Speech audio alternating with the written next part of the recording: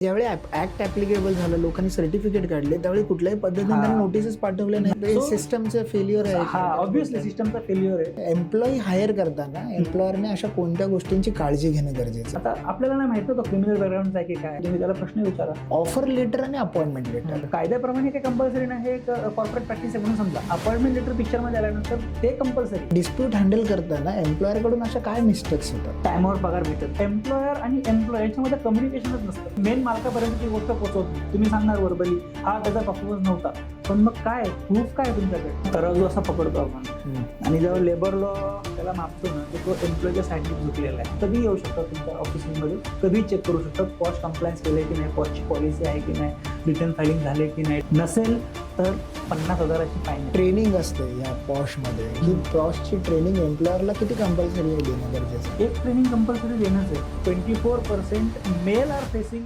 Posh. नमस्कार.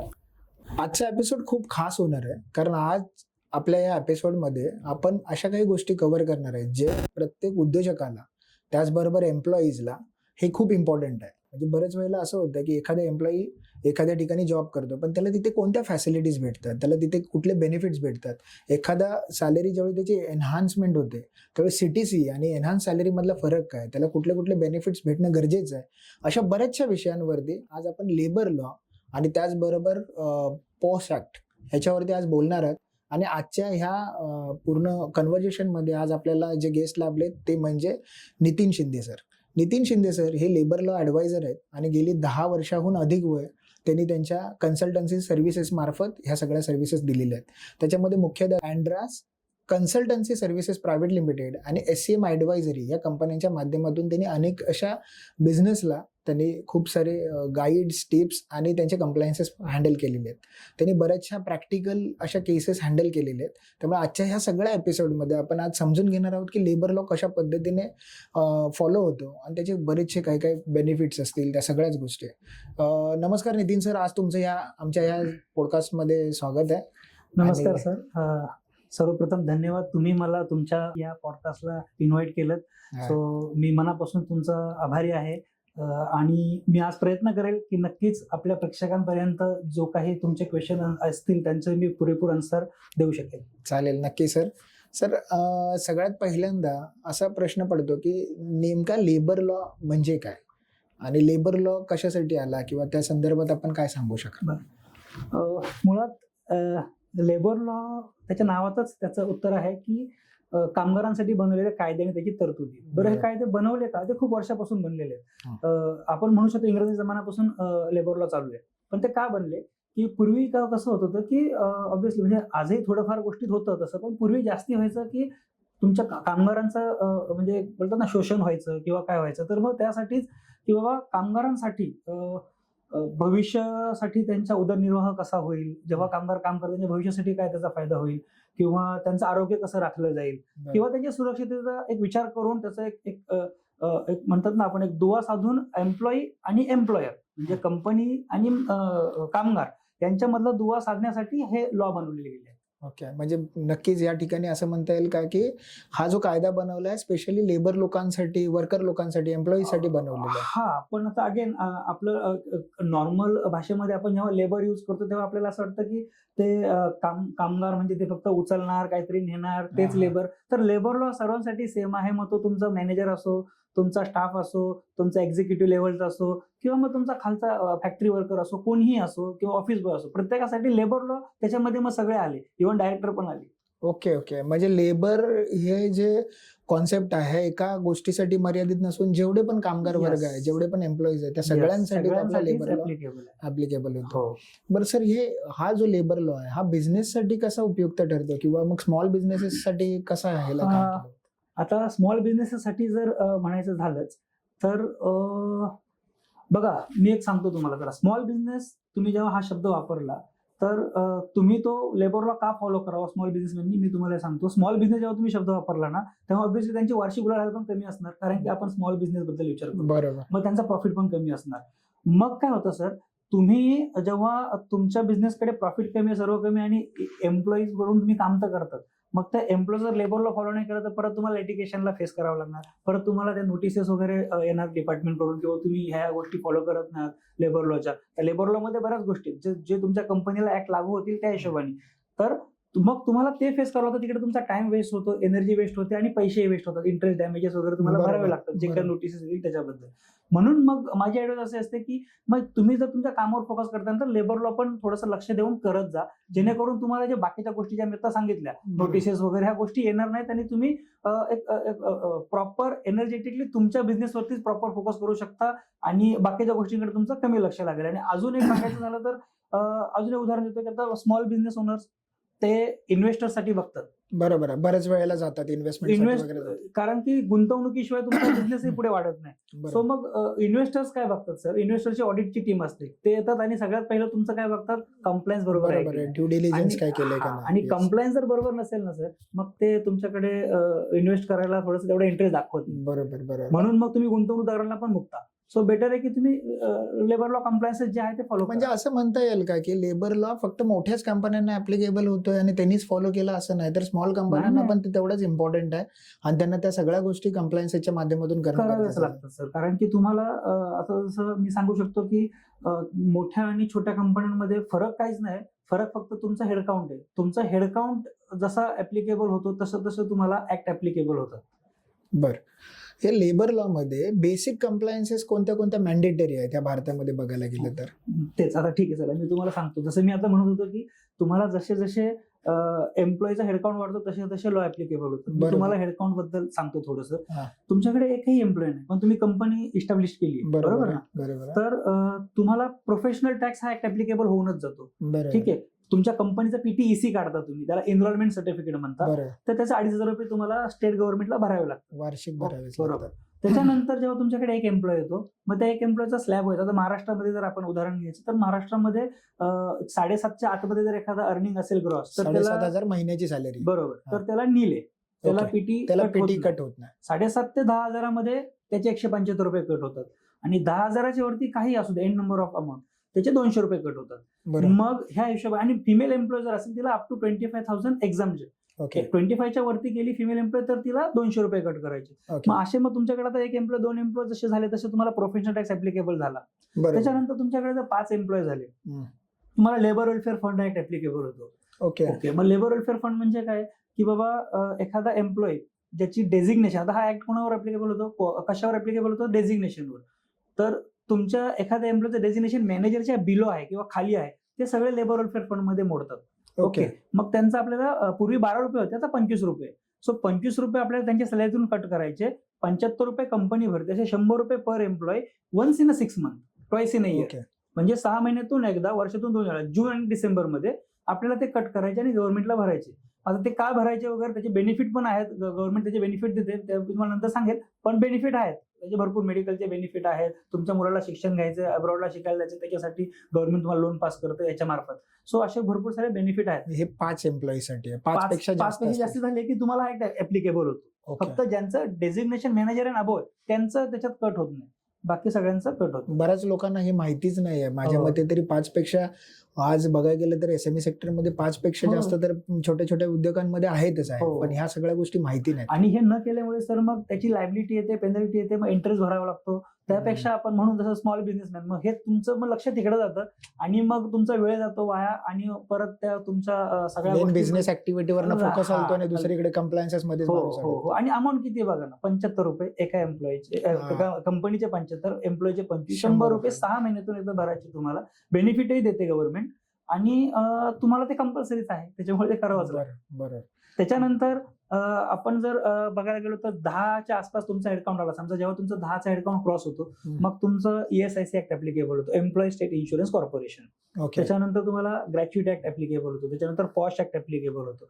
तर मग हे सगळे ऍक्ट तुम्हाला ऍप्लिकेबल होतात. मग ESIC जर बघायचं झालं तर एक सोप्या भाषेत परत सांगू तर ESIC हा तुमचा एक प्रकारचा मेडिक्लेम आहे. बरोबर, म्हणजे ज्या लोकांना मोठा मेडिक्लेम प्रीमियम भरता येत नाही त्यांनी ESIC काढतात. कॉन्ट्रीब्युशन किती जातं सर, जी काय तुमची बेसिक आहे, पूर्वी ग्रॉसवर होतं, आता ती न्यू एज कोड प्रमाणे बेसिक वाढली, तर जी काय तुमची बेसिक असेल 21,000पेक्षा जर कमी असेल त्यालाच ऍप्लिकेबल ESIC, 21,000 जास्ती असेल तर त्याला ऍप्लिकेबल ESIC ऍक्ट होतेच नाही नाही. applicable. मग 21 पेक्षा कमी लोकांचं 0.75% ऑन हिज बेसिक सॅलरी. समजा 10,000 आहे बेसिक, तर 75 रुपये तुमच्या अकाउंट मधून कट होणार. फक्त एवढे 75,000 हा. प्रत्येक महिन्याला फक्त त्याला आणि कंपनीचेही त्याच्यात जातात. एम्प्लॉयरला 3.25 म्हणजे 325, जर 10,000चा ब्रॅकेट पकडलं 325 कंपनीने भरायचं. 400 रुपये पर एम्प्लॉय तुम्हाला भरायचे, पण त्याचे बेनिफिट खूप आहेत सर. म्हणजे पेन्शन पर्यंत सुद्धा तुमच्या फॅमिलीला पेन्शन भेटणार जर तुमची डेथ झाली वगैरे, असे खूप सारे बेनिफिट आहेत. नी ट्रान्सप्लांट असेल, बायपास सर्जरी असेल, काही कुठलाही प्रकारचा आजार असेल, फ्री ऑफ कॉस्ट ट्रीटमेंट तुम्हाला ESIC हॉस्पिटल देतो. म्हणजे बऱ्याच वेळेला आपण बघतो की आजकाल मेडिक्लेम इन्शुरन्स काढणं खूप गरजेचं आहे, हे सगळ्यांनाच बरोबर. माहिती आहे. बरोबर, पण मेडिक्लेम इन्शुरन्सची डे बाय डे बेसिस वरती बघायला गेलं तर प्रीमियम खूप वाढत जातं. वाढत जात. मग ह्या प्रीमियम मध्ये जर एखादा व्यक्ती 10,000, 15,000 आणि 20,000 सॅलरी कमवत असेल तर त्याला मेडिक्लेम इन्शुरन्स घेणं खूप कठीण होतं. कठीण मग होतं. अशा वेळेला त्याला जर ESIC मध्ये हा जर बेनिफिट देत असतील Yes. आणि एखादा एम्प्लॉयर जर त्या एम्प्लॉई वरती एवढं काम करत असेल तर बरोबर. खरंच त्याच्यासाठी खूप मोठी गोष्ट होऊ आणि शकते. मग एम्प्लॉयची लॉयल्टी पण वाढते ना तुमच्या. कारण की माझ्यासाठी माझ्यासाठी एम्प्लॉयर एम्प्लॉयर पण एक अमाऊंट टाकतोय. बरोबर. ओके, मग मी पण त्या पद्धतीनेच काम करणार आणि बरोबर. त्यांना ते बेनिफिट भेटतात आहे. आणि बेनिफिट भेटतायत, सगळं होतंय आणि हे मॅन्डेटरी पण आहे. म्हणजे आपण त्याला नाही म्हणू पण शकत नाही. जर तुम्ही बरोबर. हेडकाउंट पूर्ण केलं की तुम्हाला ते करावं करणं गरजेचं आहे. असं आहे. आणि त्याच्यानंतर जेव्हा तुमचा हेडकाउंट 10चं मग सांगितलं, कॉस्ट ऍक्ट ऍप्लिकेबल होतो आणि ग्रॅच्युटी ऍक्ट ऍप्लिकेबल होतो. आणि जेव्हा तुम्ही 20च्या घरात जाता, जेव्हा तुमचा हेडकाउंट 20च्या वर जातो, मग हे सगळे ऍक्ट तुम्हाला मी सांगतच आलो, परत एकदा रिपीट करतो. PT, LWF, ESIC, gratuity, cost आणि मग इकडे PF आणि बोनस ऍड होतो 20च्या वर. आणि म्हणजे जर तुमचे एम्प्लॉई 20च्या वरती गेले तर तुम्हाला ऑलमोस्ट सगळे ऍक्ट ऍप्लिकेबल होतात. ओके. म्हणजे तुमची जर तुम्ही जर एखादा स्मॉल बिझनेसमॅन असाल बरोबर. तर 20च्या पेक्षा कमी एम्प्लॉई असेल तर बऱ्याच लोकांच्या मनात असं असतं की बाबा हा माझे 20 पेक्षा कमी एम्प्लॉई आहेत त्यामुळे मला काय ऍप्लिकेबल होत नाही. तर असं नाहीये. नाही आधी खरंच खूप हो. इम्पॉर्टंट गोष्ट आहे की बऱ्याच हो. लोकांना याच्याबद्दल माहिती नाही. आणि गव्हर्नमेंटचं पण असं होत आहे ना की ते बऱ्याच वेळेला तुम्हाला नोटिसेस पाठवत नाही. बरोबर. पण एखाद्या वेळेला ज्यावेळी नोटिसेस चालू होतात त्यावेळी मग ह्याची नोटीस पाठव, त्याची बरोबर, नोटीस बरोबर. पाठव. त्यामुळे पहिल्या सुरुवातीपासूनच आपण हे सगळं मेंटेन केलेलं आणि आहे त्याचं सगळं. कारण पण सांगतो सर. हम्म. मुद्दामून गव्हर्नमेंट नोटीस नाही पाठवत. त्याचं कारण असं आहे की तुम्ही जेवढं डिले कराल तेवढं त्यांना इंटरेस्ट घ्यायचं आहे. बरोबर. आता मुद्दाम म्हणू शकतो, काय म्हणू शकतो मला नाही माहिती, पण माझ्याकडे अशा केसेस आल्यात की ते वर्षानुवर्ष त्यांनी केलं नाही, कधी आलं नाही, मग अचानक आलं. मग ते सांगतात जेव्हा तुमचे 10 एम्प्लॉय ऍप्लिकेबल झालेत ना, तेव्हापासून तुम्ही ते ESIC नाही भरलं, ते ऍक्च्युअल अमाऊंट भरा. ओके, त्याच्यानंतर त्याच्यावर इंटरेस्ट भरा, 12% इंटरेस्ट, 12% डॅमेजेस. म्हणजे हे आपल्याला डबल टिबल होऊन जातं. बरोबर. तर आता त्याच्यापेक्षा- जर बघायला गेलं तर पीटीच्या टॅक्स मध्ये पण हा. तसंच व्हायला लागलं आणि आता आणि खूप नोटीस नोटीसेस येतात PTच्या. माझ्या हो. प्रत्येक दुसऱ्या तिसऱ्या क्लायंटला नोटीस येते PTचं. कारण ऍक्च्युअली काय झालं, ज्यावेळी ऍक्ट ऍप्लिकेबल झालं, लोकांनी सर्टिफिकेट काढले, त्यावेळी कुठल्याही पद्धतीने हा. त्यांना नोटीसेस पाठवले नाही की नाही. बाबा एवढे पेमेंट नाही.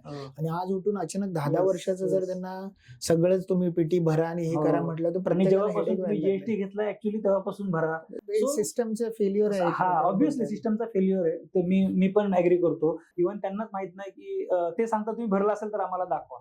मग तुमच्याकडे त्यांच्याकडे काय पण record? डेटा नाही आहे बघायला Okay. गेला तर. बरं सर, ह्याच्यामध्ये एम्प्लॉई हायर करताना एम्प्लॉयरने अशा कोणत्या गोष्टींची काळजी घेणं गरजेचं आहे? एम्प्लॉई हायर करताना काळजी घेतलीच पाहिजे. हम्म. सगळ्यात पहिलं तर तुम्ही इंटरव्ह्यू घेतला, तुम्हाला कॅन्डिडेट आवडला, ठीक आहे. मग तुम्ही त्याचं बॅकग्राऊंड व्हेरिफिकेशन करा. ओके. सर्वप्रथम अशा भरपूर साऱ्या थर्ड पार्टी कंपन्या आहेत ज्या बॅकग्राऊंड व्हेरिफिकेशन करून देतात. पण बरोबर. ते मी सांगेल ते कंपल्सरी तुम्ही करा. प्रत्येक स्मॉल बिझनेस ओनर असो किंवा तुमची लार्जर कंपनी असो, पण तुम्हाला बॅकग्राऊंड व्हेरिफिकेशन गरजेचं आहे. त्याच्यानंतर त्याला विचारा, तुझं एक्सपिरियन्स लेटर आणि रिलिव्हिंग लेटर बद्दल विचारा, ते तुम्ही त्याच्याकडून मागवून घ्या. हम्म. आणि त्याच्यानंतर तुम्ही त्याला हायर करा. ओके. म्हणजे एम्प्लॉई हायर करताना फक्त त्याला आज काहीतरी त्याचा बायोडेटा बघितला आणि उद्यापासून नाही. कामावरती असं काही- करण्यापेक्षा त्याचा ऍटलीस्ट बेसिक Yes, बॅकग्राऊंड तरी yes, चेक करून घ्या. आता आपल्याला नाही माहित तो क्रिमिनल बॅकग्राऊंड आहे की काय. हा, हा. एक एक्झाम्पल देतो. मागच्या कंपनीने त्याला रिलीज नाही केले, ऑफर लेटर, एक्सपिरियन्स लेटर देत नाही मागची कंपनी. का देत नाही तुम्ही त्याला प्रश्न विचारा. त्यांनी जर मागच्या कंपनीमध्ये काय फ्रॉड केला असेल तर, मग जर तो त्याच वृत्तीचा असेल, इकडे येऊन का नाही आपल्याला त्रास होईल. बरोबर. सो आपण त्याच्यावर विश्वास ठेवून त्याला काम देणार आणि पुढे भविष्यात जाऊन जर काही प्रॉब्लेम होत असतील तर ऑब्व्हियसली ऍज अ कंपनीचा ओनर म्हणून प्रत्येक ओनरचं हे मी म्हणतो की कर्तव्यच आहे की तुम्ही त्याचं बॅकग्राऊंड व्हेरिफिकेशन करा. बरोबर. नाहीतर मेन कामासाठी सोडून बाकीच्याच हा. काही ना काहीतरी आणि गोष्टी. अशा घडतात गोष्टी सर. बरं, हे अपॉइंटमेंट केल्यानंतरला त्याला म्हणजे ज्यावेळी आपण हे सगळं रिक्रूट करायची प्रोसेस असते त्याच्यामध्ये एक गोष्ट येते की ऑफर लेटर आणि अपॉइंटमेंट लेटर, ह्या दोन गोष्टी वेगवेगळ्या आहेत. बऱ्याच लोकांना ही समजतच नाही की ऑफर लेटर वेगळा, अपॉइंटमेंट लेटर वेगळा आहे. तर त्याच्यावर काय सांगू शकाल तुम्ही? आता ऑफर लेटर या नावातच त्याचं उत्तर आहे, ऑफर. मला एखादा कॅन्डिडेट आवडला, मी त्याचा इंटरव्ह्यू घेतला, मी त्याला ऑफर करतो की मी तुला एक 30,000ची सीटीसी ऑफर करतोय, तू जॉईन हो, ठीक आहे. हे झालं ऑफर लेटर. तुम्ही त्याला फक्त डेझिग्नेशन देता त्याच्यामध्ये ऑफर लेटरमध्ये आणि त्याची सीटीसी वगैरे लिहिता आणि त्याला ऑफर लेटर पाठवून देता. पण जर त्यांनी ते ऑफर लेटर ऍक्सेप्ट केलं की मला आता हे कंपल्सरी नाही ऑफर लेटर देणं, कायद्याप्रमाणे काही कंपल्सरी नाही, हे एक कॉर्पोरेट प्रॅक्टिस आहे म्हणून समजा. तुम्ही त्यांनी ऍक्सेप्ट केल्यानंतर अपॉइंटमेंट लेटरचा मेन विषय येतो आणि अपॉइंटमेंट लेटर पिक्चर मध्ये आल्यानंतर ते कंपल्सरी आहे. अपॉइंटमेंट लेटर देणं आणि न्यू एज तर गव्हर्नमेंटने क्लिअरली मेन्शन केलं की ज्यांना तुम्ही आतापर्यंत अपॉइंटमेंट लेटर दिले नसतील, जे तुमच्याकडे काम करतात एम्प्लॉय, त्यांना अपॉइंटमेंट लेटर दिले नसेल तर आता द्या. भले बॅकडेटेडचं असेल, तुम्ही त्याला आता अपॉइंटमेंट लेटर द्या आणि म्हणजे एक लिगल डॉक्युमेंट झालं ते एम्प्लॉय साठी सुद्धा. अपॉइंटमेंट लेटर मध्ये सगळंच मेन्शन केलं. अपॉइंटमेंट तुमच्या पॉलिसी मेन्शन करतात तुम्ही, एचआरची जी काही तुमची पॉलिसी बनलेली असेल, तुमचं टाइम इन टाइम आउट, तुमची सीटीसी असेल तुमचं, त्याच्यानंतर त्याचं डेझिग्नेशन असेल, तर ह्या सगळ्या गोष्टी मग तुम्ही अपॉइंटमेंट लेटर मध्ये मेन्शन करता आणि तेच असं की तुला आम्ही ह्या सगळ्या अटींवर अपॉइंट करतो. बरोबर. मग त्यांनी ते ऍक्सेप्ट करणं. बरं, एम्प्लॉईचा ज्यावेळी एखादा डिस्प्यूट होतो एखाद्या कंपनीमध्ये, मग ते डिस्प्यूट हँडल करताना एम्प्लॉयर कडून अशा काय मिस्टेक्स होतात? डिस्प्यूट का होतात आपण जर नीट लक्ष दिलं तर एम्प्लॉईंच्या मोस्टल्या 2-3च मागण्या असतात. टाइमवर पगार भेटत नाही. बरोबर. डिस्प्यूट होण्याचं दुसरं काय कारण नाही माझ्या मते. टाइमवर पगार भेटत नाही, वार्षिक बोनस भेटत नाही माझी, कारण ते एक बरोबर आहे, त्याचे एक असतं की बेसिक रिक्वायरमेंट तरी माझ्या या गोष्टी झाल्या पाहिजे. बरोबर. किंवा माझ्या ज्या सुट्ट्या आहेत मी त्या घेतल्या नाही, मला सुट्ट्यांचा पगार भेटला नाही. बरं, आता हे डिस्प्यूट होतात तर एम्प्लॉयर आणि एम्प्लॉय याच्यामध्ये कम्युनिकेशनच नसतं. म्हणजे जर आपण मोठ्या कंपन्यांबद्दल जर विचार करायचा झाला ना, तर हे मोठ्या कंपन्यांमध्ये जास्ती घडतं. ते डिस्प्यूट होतात ना मोठ्या कंपन्यांमध्ये, काय होतं, एम्प्लॉय मॅनेजमेंटला कळवतो पण मॅनेजमेंट मेन मालकापर्यंत ती गोष्ट पोहोचवत नाही किंवा ते कम्युनिकेशन होत नाही दोघांमधलं, काय चाललंय काय नाही चाललं, मग ते संतापतात आणि मग डिस्प्यूट क्रिएट होतं. तो कुठेतरी मोठ्या लेवलवर. म्हणून मग गव्हर्नमेंटने आता ग्रीव्हन्स अँड रिड्रेसल कमिटी हा ऍक्च्युअली ऍक्ट जुनाच आहे, पण याच्यामध्ये त्यांनी आता सांगितलं की तुम्हाला कंपल्सरी करायचंय ग्रीव्हन्स. मी मुद्दामून त्याचं घेऊनच आलोय. ओके. तर ग्रीव्हन्स अँड रिड्रेसल कमिटी तुम्हाला बघायची आहे ज्या कंपनीमध्ये मोस्टली, आता मी म्हटलं ना की डिस्प्यूट कोणत्या कंपनी ज्या मोठ्या असतात तिथे 20 ने जास्त एम्प्लॉय डिस्प्यूटचा चान्सेस जास्त असतो. बरोबर. मग इथे तुम्हाला काय करायचंय की तुम्हाला एक कमिटी स्थापन करायची आहे, ज्या कमिटीमध्ये मॅनेजमेंटची काही माणसं असतील आणि कामगारांची किंवा एम्प्लॉईंची काही माणसं असतील. मग त्यांना जे काही प्रॉब्लेम आहे ना तर ते त्या कमिटीमध्ये मांडतील आणि कमिटी मग मालकापर्यंत पोहोचेल आणि त्यांना ते बंधनकारक आहे. मग ते डिस्प्यूट होण्याचे चान्सेस खूप कमी होऊन जातात. बरोबर आहे. म्हणजे बऱ्याच वेळेला असं होतं डिस्प्यूट छोटा असतो तो तिथल्या तिथे सॉल्व्ह करता येतो, पण जर ते मॅनेजमेंट पर्यंतच कळालं नाही, कम्युनिकेशन गॅप. बरोबर. तिथल्या तिथे सॉल्व्ह होणारी गोष्ट असते पण कम्युनिकेशन गॅप असल्यामुळे ते लांबत जातं आणि मग त्याच्यामुळे ते तेढा वाढतो. बरं, एखादा व्यक्ती जर आपल्या कंपनीच्या पॉलिसी प्रमाणे वागत नसेल आणि त्याला टर्मिनेट करायचं असेल तर अशा काय सेफेस्ट पॉलिसी वापरल्या पाहिजेत? कारण बऱ्याच वेळेला असं होतं की आपण एम्प्लॉय हायर करतो पण जर तो एम्प्लॉई आपल्या बिझनेसच्या गोल बरोबर असाइन होत नसेल किंवा आपल्या कंपनीला जे कल्चर हवं तसं कंपनीचं कल्चर जर अडॅप्ट करत नसेल तर त्याला टर्मिनेट करताना कुठल्या गोष्टींची काळजी घेणं गरजेचं आहे?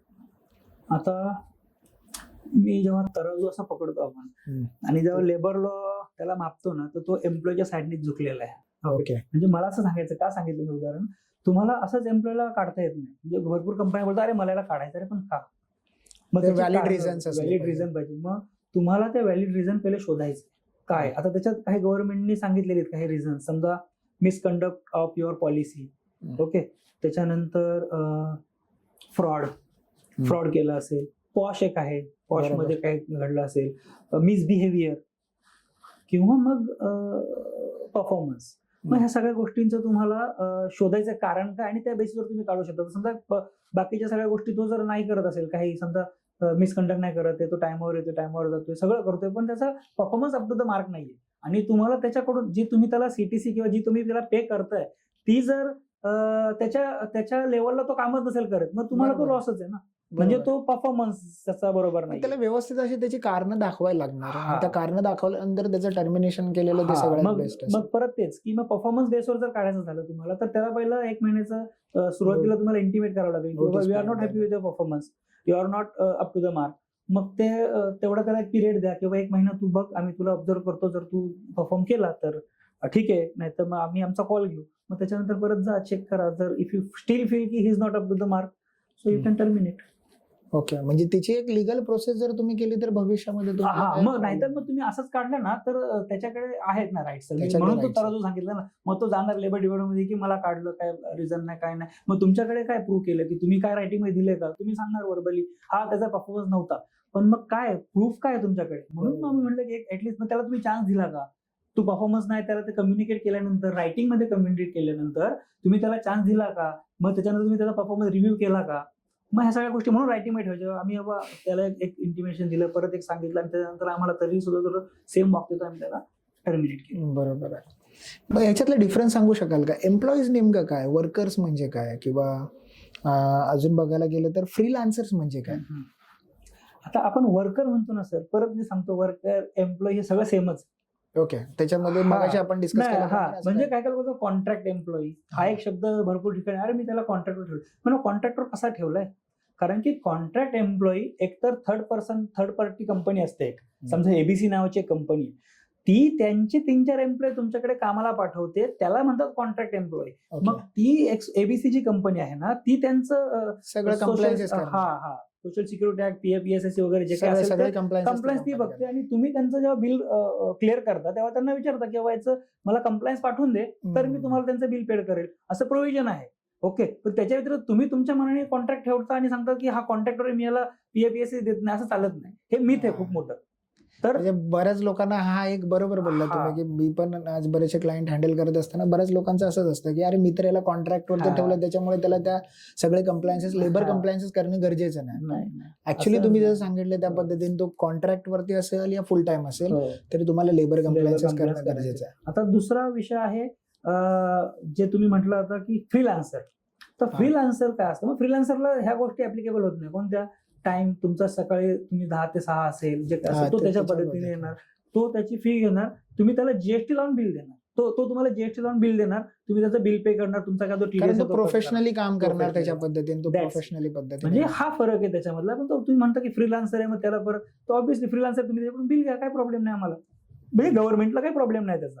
पण जर तुम्ही त्याच्याकडून बिल वगैरे नाही घेतलं, त्याला परत अगेन एम्प्लॉय म्हणून ट्रीट केलं जाईल. बरोबर, समजलं. ओके, सो अशा गोष्टी आहेत. आणि जो तिसरा आता एक नवीन न्यू एज कोड मध्ये गव्हर्नमेंटने काढलंय, ही खूप मोठी गोष्ट आहे. नवीन आले 2025. बरोबर, त्याच्यामध्ये गव्हर्नमेंटने काय काढलं, आता FT, fixed term employment.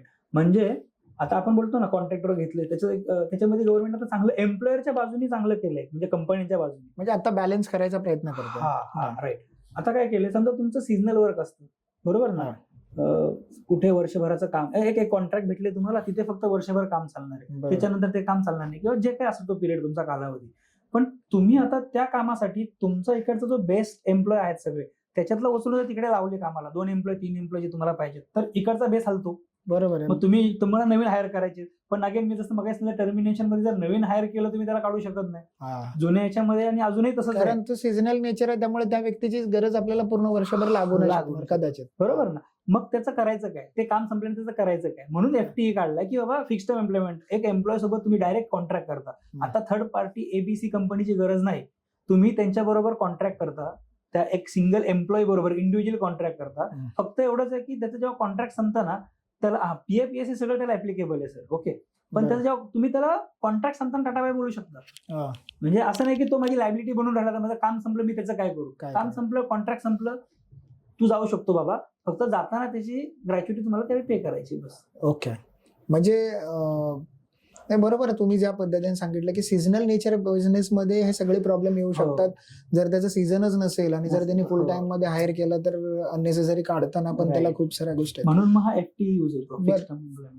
Sir आता हा जे आपण लेबर लॉच्या सगळ्या गोष्टी बोललो, मग त्याच्यात पीएफ असेल, ईएसआयसी असेल, किंवा एमडब्ल्यूएफ ऍक्ट वगैरे असेल, तर ह्याच्यामध्ये ज्या काही पेनल्टीज लागतात किंवा गव्हर्नमेंटचे ऍक्शन्स होतात ते किती स्ट्रिक्ट असतात का, तेवढ्या पद्धतीने ते केलं जातं? नाही, आता बघा ना, म्हणजे आतापर्यंत ती होतच, पण कसं होतं की न्यू एज कोड मध्ये त्यांनी ना डायरेक्ट मेन्शनच केलंय की आम्ही आता त्याला स्ट्रिक्टली फॉलो करणार, तुम्हाला फॉलो करावा लागणार, आणि जो काय ऑफिसर असेल ना तो तुम्हाला मदतही करणार. म्हणजे पूर्वी कसं होतं की इन्स्पेक्शनला आला, त्यांनी इन्स्पेक्शन केलं, निघून गेला, आता तुम्हाला तो गाईड पण करणार, तुमचं तो गायडर पण असणार की बाबा तुम्ही अशा गोष्टी करा, हे चुकलं होतं तुमचं, असं करा. म्हणजे तुम्हाला हेल्प पण करणार ऑफिसर लोक. पण पेनल्टीज आहेत, म्हणजे आता समजा जर पीएफ तुम्ही भरत नसाल, ओके, तर लाखांमध्ये पेनल्टी गव्हर्नमेंटने वाढवून ठेवल्यात, plus interest plus damages. Okay. हो, म्हणजे त्याचे नोटिसेसचे प्रकार आहेत. आता कोणतं नोटीस येतं त्याच्यावर डिपेंड आहे. म्हणजे 7A नोटीस असेल किंवा 13B असेल, 14B असेल, तर ते इंटरेस्ट डॅमेजेस आहे का, मग तुम्हाला तो interest 12% damages, show cost notice असेल म्हणजे कारणे दाखवा, मग त्यांना ते कारणे द्या, म्हणजे जाऊन दाखवायचं की मी का नाही घेतलं रजिस्ट्रेशन वगैरे वगैरे. तर अशा वेळी पण पेनल्टीज आहेत ना 50,000पासून, आणि जर तुम्ही रिपीटेडली ती गोष्ट करत असाल तर तुम्हाला इम्प्रिझनमेंट म्हणजे जेल पण होऊ शकते. ओके, म्हणजे ते तेवढा कायदा जसा दिसतो त्या पद्धतीने तो थोडा स्ट्रिक्ट पण आहे. तुम्हाला कंप्लायन्सेस तर करायचेच आहे. कंप्लायन्सला चुकला तर तुम्हाला पेनल्टी. आणि असंही जेव्हा पेनल्टी येते सर, तेव्हा तुम्ही पेनल्टी भरता. ओके, त्याच्यानंतर तुम्ही इंटरेस्ट भरता, डॅमेजेस भरता, त्याच्यापेक्षा तुम्ही लेबर लॉ कंप्लायन्स फॉलो का नाही करत मला अजूनही समजत नाही. म्हणजे लोकांना काय असं वाटतं की नाही करावं तुमच्या, आणि तुम्हाला गव्हर्नमेंटने सांगितलंय ना की सीटीसी मध्ये ठेवा. म्हणजे हे जे काय तुमच्या लायबिलिटीज वाढल्यात ना आता त्या सीटीसी मध्ये मेन्शन करा. त्याच्याच पगारामध्ये, म्हणजे एखादा एम्प्लॉय मला हायर करायचा आहे ना, मला जर तो 30,000ला परवडतोय ना, त्याला 30,000च सांगायचा सीटीसी. ओके, तुम्ही जेव्हा माझं इंट्रोडक्शन करत होता तेव्हा तुमचा प्रश्न होता ना की सीटीसी काय, हे काय, हे लोकांना समजत नाही. तर तुम्ही त्याच्या सीटीसी मध्ये सगळं पीएफ, ESIC, एम्प्लॉयरचा ग्रॅच्युटी, बोनस सगळं सीटीसी मध्ये स्ट्रक्चर बनवून त्याला 30,000 मला तू परवडतो, तुझा नेट इन हँड बाबा 26,000 येईल, 4,000 इकडे जाणार आहेत तुझे. आणि त्याने तुम्ही पहिल्याच लेवलवरती मेन्शन केलं आणि ऍक्सेप्ट केलं, म्हणजे तुमचा पण लॉस नाही आणि एम्प्लॉयचा पण लॉस नाही, आणि तुम्ही सगळं फॉलो करता लेबर लॉ. बरोबर. सर, हे लेबर लॉ मध्ये हे सगळं करत असताना किंवा हे एम्प्लॉईच्या बाजूने करत असताना एक पोश ऍक्ट आहे, बरोबर? पॉश म्हणजे प्रिव्हेन्शन ऑफ सेक्शुअल हॅरेसमेंट वगैरे. तर तो पॉश ऍक्ट नेमका काय आहे आणि त्याच्यावरती काय सांगू शकाल तुम्ही? आजच्या तारखेची सगळ्यात हॉट कॅटेगरी आहे. हे बघा, हे गव्हर्नमेंट सर्क्युलर, स्टेट गव्हर्नमेंटचं आपल्या महाराष्ट्राच्या, त्याच्यामध्ये त्यांनी क्लिअरली मेन्शन केलंय. बघा, आता समजा एखादा पीएफचा ऑफिसर आला, ठीक आहे ना, तर त्याला तुम्ही सांगू शकता की सर मला थोडा टाइम द्या, मी चेक करतो, माझं कंप्लायन्स काय तुम्हाला पाहिजे, नाही काम करा, तुम्हाला काय काय पाहिजे तुम्हाला लिहून द्या. तर ते तुम्हाला कुठल्या प्रकारे जबरदस्ती नाही करणार. तसं ऍक्ट मध्ये आहे. ते सांगणार ठीक आहे तुमचं लेटर आहे, तुमच्या लेटरवरती त्यांची डिमांड लिहिणार की मला तुमचं सॅलरी रजिस्टर पाहिजे 1 वर्षाचं, तुमचं बॅलन्स शीट पाहिजे, तुमची बॅलन्स शीट पाहिजे, वगैरे वगैरे सगळ्या गोष्टी ते मागणार. काय मागायचे, salary register, bank statement, balance sheet, ह्या त्या गोष्टी मागणार. ते सांगणार की मी 8 दिवसांनी येतो, तोपर्यंत तुम्हाला वेळ दिला जातो सगळ्या गोष्टी करण्यासाठी. पण हे जे सर्क्युलर आहे सर, या सर्क्युलरमध्ये क्लिअरली मेन्शन केले, वेळ नाही काय नाही, डायरेक्ट जाऊ कधी येऊ शकतात तुमच्या ऑफिसमध्ये, कधी चेक करू शकतात पॉश कंप्लायन्स केलंय की नाही, पॉशची पॉलिसी आहे की नाही, रिटर्न फायलिंग झाले की नाही, ट्रेनिंग झाली आहे की नाही. नसेल तर 50,000ची फाईन आहे सर. आणि जर ह्या गोष्टी करत राहिला तर म्हणजे रिपीटेडली जर परत पकडलं गेलं तर तुमचं लायसन्स रद्द होऊ शकतं. अरे बापरे, म्हणजे पॉशला एवढं त्या कडक पद्धतीने. आणि तसं तुम्ही बघताय ना सर, महाराष्ट्रामध्ये घडतंय पण तसं, म्हणजे आपण असं नाही म्हणू शकत की बरोबर आहे. बऱ्याचशा आपण ज्या वेळेला जातो, बऱ्याचशा म्हणजे बिझनेसच्या ठिकाणी या सगळ्या, आता TCSचं पण उदाहरण तुम्ही खूप सध्याची हॉट न्यूज आहे, बरोबर. त्याच्यात पण जेव्हा मी तो थोडासा रिपोर्ट वाचला तर त्याच्यात असं सांगितलंय की मॅनेजरकडे किंवा त्यांच्या मॅनेजमेंटकडे कंप्लेंट आल्या होत्या रिलेटेड टू पॉश, पण त्यांनी दुर्लक्ष केलं. असं नाही ना करून चालत. म्हणून तर मग हे सगळं गव्हर्नमेंट ऍक्शन घेते, आणि ते आहे म्हणजे बरोबर आहे. आणि पॉश ऍक्ट काय आहे असा जर तुमचा प्रश्न होता पहिला, तर 2013 साली हा ऍक्ट आला. ओके, तर POSH prevention of sexual harassment women's at workplace, म्हणजे प्रिव्हेन्शन, प्रोहिबिशन आणि रिड्रेसल, हे 3 जर मेन गोष्टी समजल्या तर. प्रिव्हेन्शन म्हणजे काय, आपण त्याची काळजी घेतो, बरोबर आहे, व्हायच्या अगोदरच आपण घेतलेली काळजी असेल. प्रोहिबिशन म्हणजे काय, मनाई, ही गोष्ट करू नका. आणि रिड्रेसल, आता पूर्वी कसं होतं सर, महिला असो किंवा कोणी असो, पूर्वी असं होतं की कुठली गोष्ट करायची, मी कंप्लेंट केली, मग ते परत बोलणार की आता ह्या तारखेला या, त्या तारखेला या, तारीख पे तारीख, तुम्हाला तर ते माहिती आहे, म्हणजे आपण सनी देओलचा डायलॉग आहे. सो त्याच हिशोबाने असंही नॉर्मल लोकांना हेच फेस करायला लागायचं. म्हणून रिड्रेसल, आता तुमच्याकडेच तुमची कमिटी आहे, तुमच्या फिमेल एम्प्लॉय सोबत काही घडलं तर तिला तिकडे जाऊन कंप्लेंट फाईल करायची, असतात, तिला न्याय भेटतो तिथे. ओके, म्हणजे तुम्हाला पॉलिटिशियनला पण जायची गरज नाही, काय नाही. आता पॉलिटिशियन जाताना परत आपल्याला विचारत माझी फॅमिली त्याच्यात इन्व्हॉल्व्ह होईल, माझ्या फॅमिलीचं नाव खराब, एरियामधून लोकांना कळेल, किंवा तर. आणि मुली घाबरतातच, सगळ्या इज्जत आहे शेवटी, काय. म्हणून मग ते ऑफिसेसमध्ये त्यांनी ते IC कमिटी वगैरे सगळं स्थापन करायला सांगितलं ना पॉश ऍक्ट मध्ये. त्या हिशोबाने तुम्ही जर आताच्या घडीला बघायला गेलं तर आपलं गव्हर्नमेंट जे आहे ते महिलांच्या सशक्तीकरणाकडे खूप लक्ष देते. मग प्रत्येक ठिकाणी एम्प्लॉयरच्या ठिकाणी त्यांनी काय केलंय काय नाही, किंवा एखादी अशी जर घटना घडत असेल तर त्याच्यावर ऍक्शन घ्यायचं काम चालू केलं. बरं, ह्या पॉश ऍक्ट मध्ये तुम्ही सांगू शकाल हा मॅन्डेटरी कुणा लोकांना?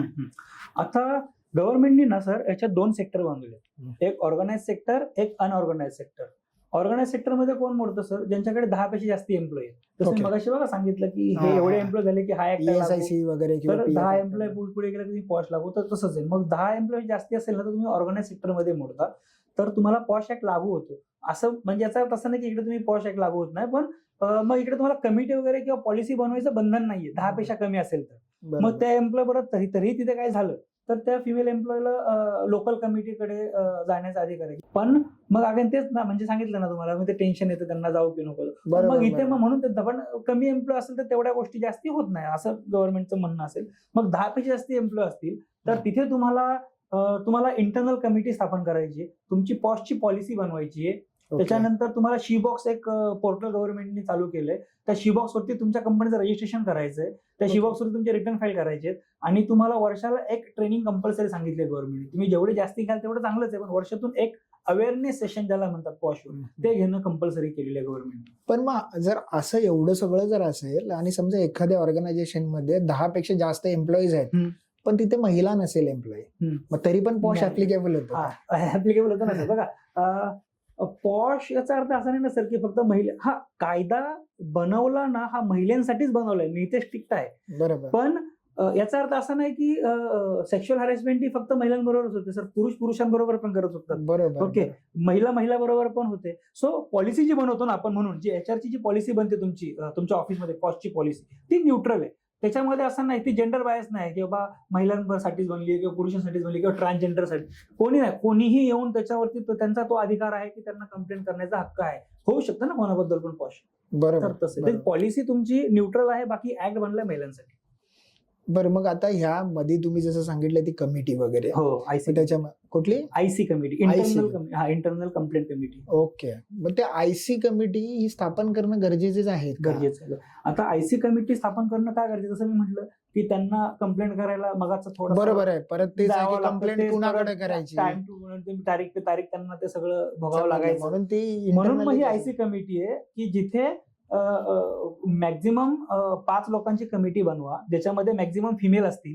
एक एक्सटर्नल मेंबर तुम्हाला हायर करायला सांगतात. एक्सटर्नल मेंबर का हायर करायला सांगतात? ज्याला सफिशियंट नॉलेज आहे पॉस्टचं, तो he can be external member in Okay. Your policy, in your committee. मग तो एक्सटर्नल मेंबर का असावा? आता समजा मी जर तुमच्या ऑफिस मधला आहे तर मी कदाचित एबीसी नावाच्या व्यक्तीसोबत जास्ती कनेक्टेड, मी त्याच्या फेवर मध्ये झाले जर काही कंप्लेंट झाली तर. बरोबर होऊ Okay. शकतं तसं. म्हणून मग तो एक्सटर्नल मेंबर असतो, बायस नसणार काय नसणार, त्याचं कोण फेवरेट नसणार काय नसणार, तो येणार त्याचा न्याय करून जाणार. समजलं. आणि तुम्हाला एक चेअरपर्सन ठेवायचं, ती फिमेल असावी, मॅक्झिमम फिमेल असावी तुमच्या कमिटीमध्ये. एक चेअरपर्सन डिसिजन घेताना ते वुमेनच्या प्रॉस्पेक्टिव्हने विचार करणारे पाहिजे. बरोबर. कारण की आपण कितीही म्हटलं तरी अशा गोष्टी घडतात आणि स्पेसिफिकली वुमन बरोबरच घडतात. म्हणून तो ऍक्टच त्याच्यामुळे बनवलेला आहे आणि म्हणून मग ते वुमनला त्याच्यामध्ये प्रायोरिटी जास्त दिली आहे. म्हणून तुम्हाला तशी ती आयसी कमिटी फॉर्म करावीच लागते आणि एक एक्सटर्नल मेंबर ठेवावा लागतो. सर, तुम्ही आता एवढं ते सगळं हे पॉश ऍक्ट बद्दल सांगितलं, पण मग ह्याच्यामध्ये हे सांगू शकाल का की एक्झॅक्टली सेक्शुअल हॅरेसमेंट म्हणजे नेमकं काय? सेक्शुअल हॅरेसमेंट म्हणजे सर लैंगिक छळ, हे तर आपण बरोबर. जाणतो. पण त्याच्यामध्ये पण प्रकार आहेत. आता वर्बल, नॉन वर्बल. वर्बल मध्ये काय येतं, आपण तोंडाने बोललेले शब्द, आता कुठल्याही बॉडीचा पार्टचा तुम्ही यूज केला बोलताना त्या टोन मध्ये, त्या वे मध्ये, समजता ना मी काय बोलतो, समजलं. तर ते सेक्शुअल हॅरेसमेंट मध्ये मोडलं जातं. ओके. नॉन वर्बल म्हणजे हावभाव, तुमचे हाताने काहीतरी करणं, बरोबर, चेहऱ्याचे एक्सप्रेशन त्या हिशोबाने दाखवणं, डोळ्यांचे हावभाव तुमचे कसे आहेत. म्हणजे ऍक्च्युअली हे सगळं कुठे ना कुठेतरी रायटिंग करून ठेवलेलं आहे, कुठे ना कुठेतरी ऍक्ट मध्ये सांगितलेलं आहे की actually- आता मी तुम्हाला सांगतो ना, आता एक आपण असा हात मिळवतो, नॉर्मली एखाद्या व्यक्तीला हात मिळवतो की असं आलो, हात मिळवला, विषय संपला. बरोबर. नॉर्मल गेस्चर करण्याचे सगळ्यांचे होतं, मुलगा असो मुलगी असो. मी जर आलो एखाद्या मुलीला भेटलो, मी हात मिळवणार, तुम्ही मिळवणार, मी तुम्हाला भेटलो, तुम्हाला हात मिळवणार. पण तो हात मिळवताना मग आता एक उदाहरण देतो, तुमचा बिहेव कसा आहे, तुम्ही तो हात कसा दाबताय, तुम्ही काहीतरी वेगळ्याच पद्धतीने करताय, तिला लगेच समजतं. ओके, हे this is called posh. Okay, okay. अशा भरपूर गोष्टी. तुम्ही सोशल मीडियावरती पण काय मेसेजेस पाठवता, कुठले इमोजीज पाठवता, त्याच्यामध्ये त्या ज्या आक्षेपार्थ इमोजीज असतील तर त्या पॉशमध्ये मोडल्या जातात. बरोबर आहे. तर अशा गोष्टी आहेत. पॉशमध्ये खूप सारी उदाहरणं देण्यासारखं. त्याचं एक प्रॉपर आमचं सेशन होतं सर पॉशवरती, 2-2.5 तासाचं. ओके. Awareness session. मग आता मगाशी जसं तुम्ही सांगितलं त्या कमिटीचं काम सांगितलं, समजा एखाद्या वेळेला अशा कमिटीकडे एखादी कंप्लेंट आली किंवा आता मगाशी आपण एका एक्झाम्पल मध्ये बघितलं की त्यांच्याकडे कंप्लेंट आली पण त्यांनी ऍक्शनच नाही घेतली. मग या कमिटीकडे एखाद्या वेळेला कंप्लेंट येते तर त्याच्यावरती कमिटी कशा पद्धतीने ऍक्शन्स घेते, असं काय प्रॅक्टिकल एक्झाम्पल तुम्ही कधी काय बघितले का? आम्ही कंप्लेंट हँडल पण केल्यात ना. मी आता तुम्हाला पहिलं तर त्यांची कमिटीची प्रोसेस सांगतो. एक कमिटी बनलेली तुम्हाला सांगितलं कमिटी, ठीक आहे. तर आता एखाद्या महिलेबरोबर किंवा कोणाबरोबर काही घडलं, ओके, तर तिच्याकडे टाइम असतो किमान 3 महिन्याच्या आतमध्ये तिने कंप्लेंट करावी. आता 3 महिन्याचा टाइम का दिलाय? सुरुवातीला ती बरोबर, ते माइंडसेट तेवढा रेडी होत नाही की आपण एखाद्याबद्दल बोलणं किंवा घाबरून जातात. ओके, मग ते तो तेवढा तयारी नसते स्वतःची, म्हणून मग 3 महिन्याचा कालावधी दिलाय. पण 3 महिन्यामध्ये तुम्हाला येऊन आणि रायटिंग मध्ये कंप्लेंट कंपल्सरी तशी तुम्ही देऊ शकता. नॉर्मल वर्बली कंप्लेंट दिली ना, पण मग ती वर्बलीच ऍक्शन होणार. म्हणजे बरोबर तुम्हाला ते सॅटिस्फॅक्टरी भेटेल नाही भेटेल माहिती, पण रायटिंग मध्ये जर तुम्ही कंप्लेंट दिली, ओके, तुमच्या कमिटीला डिसिजन घेणं कंपल्सरी. बरोबर. मग कमिटीला 7 दिवसामध्ये रिस्पॉन्डंट जो आहे, म्हणजे ज्या व्यक्तीने ती गोष्ट केली त्या रिस्पॉन्डंटला 7 दिवसामध्ये नोटीस पाठवून त्याला कारणे द्या वगैरे आणि मग त्याला विचारणार वगैरे, आणि 90 दिवसामध्ये त्यांना ती इन्क्वायरी पूर्ण करून रिपोर्ट फाईल करावा लागतो. ओके, म्हणजे खूप डिटेल मध्ये याच्यावरती काम केलेलं आहे. असं नाही की फक्त ऍक्ट बनवला एखाद्या कंपनीला आणि हे जर नाही फॉलो केलं तर मगाही सांगितलं 50,000ची फाईन प्लस तुमचं लायसन हे कॅन्सल होऊ शकतं.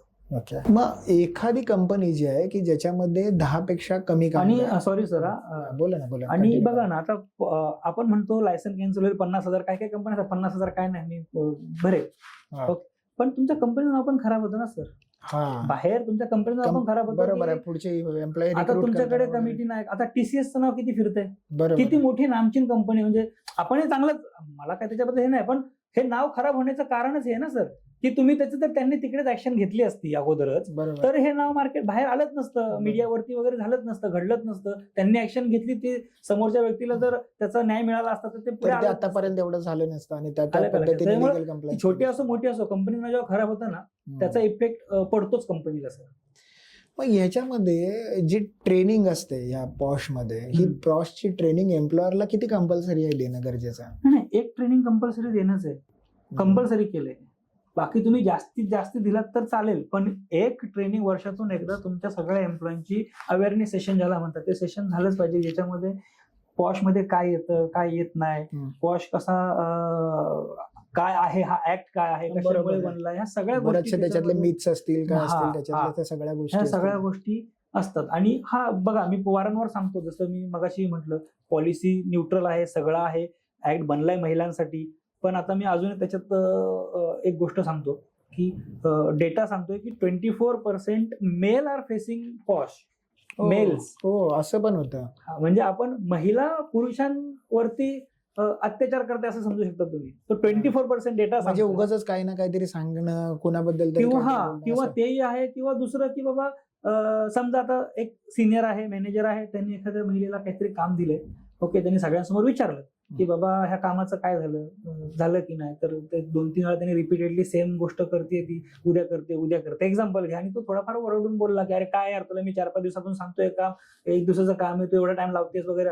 अच्छा, सगळ्यांसमोर मला ओरडला, आता तुझ्यावर पॉश लावते. म्हणजे ही कुठली, म्हणजे हेही नाही झालं. म्हणजे महिलांना माझं हात जोडून कळकळीची विनंती आहे, जर ऍक्ट बनलाय आपल्यासाठीच बनलाय, महिलांसाठी सुरक्षितेसाठी बनलाय, आपल्या फायद्यासाठी बनलाय, मग त्याचा मिसयूज जर कराल आणि अशाच कंप्लेंट फाईल होत गेल्या की मिसयूज होतोय पॉशचा, मिसयूज होतोय पॉशचा, मग उद्या तो गव्हर्नमेंट कदाचित त्याला डिमोलिश करावं. आणि असं न हो, आमची इच्छा असं न हो, सगळ्यांचीच इच्छा आहे.